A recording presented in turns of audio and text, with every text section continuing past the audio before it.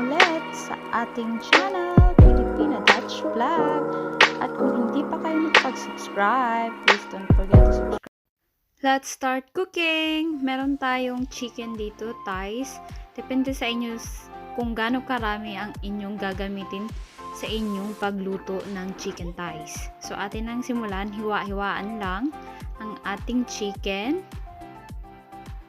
At pagkatapos nating hiwain, ilagay sa bowl at mag-start na tayong mag-marinate.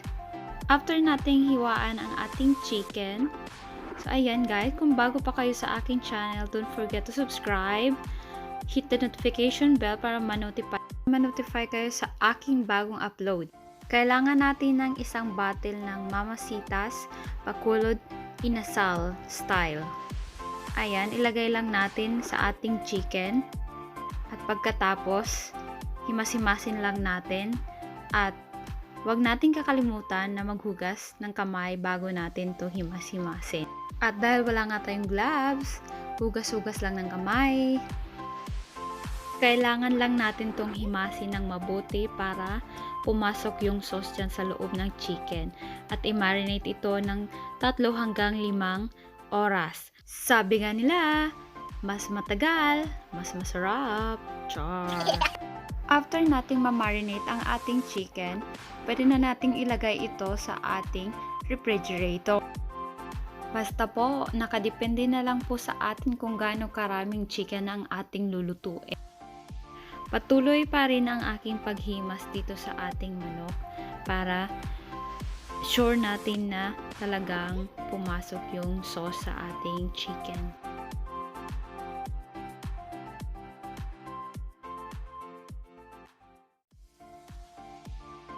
At ngayon naman, ating ipiprepare ang ating for basting or basting ba?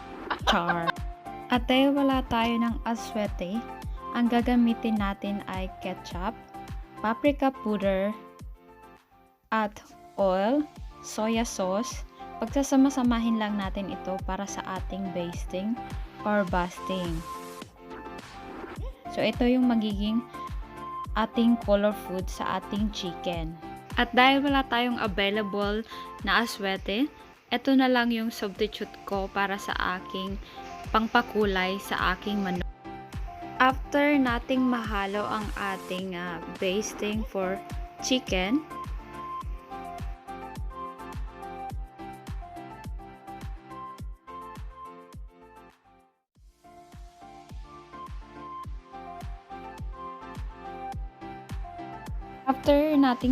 ang ating basting or basting, correct me if I'm wrong, i-prepare na natin ang ating manok sa isang plate. At i-brush ang ating basting sa ating manok both side.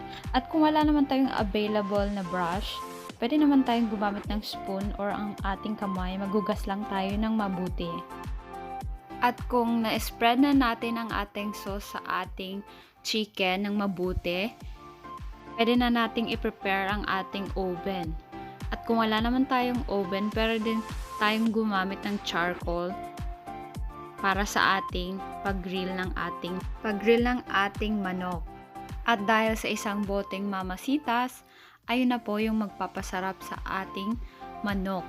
Kaya try nyo na, isang bote lang, tipid pa sa ingredient. I-grill lang natin ang ating chicken for 20 minutes both side. At para naman sa ating garnish, kailangan natin ng lettuce, tomato, cucumber. Ito lamang ay optional. So, eto na nga, ready na ang ating mang-inasal, BACOLOD style. Enjoy watching, enjoy eating. I hope you enjoy my videos and don't forget to subscribe to my channel, Filipina Dutch Vlog. See you in my next vlog. At dahil lang sa isang boteng Mamasitas, BACOLOD style mang-inasal, you can enjoy your mang-inasal chicken sa inyong bahay. So for the sauce, kayo nang bahalang mag-decide kung anong sauce ang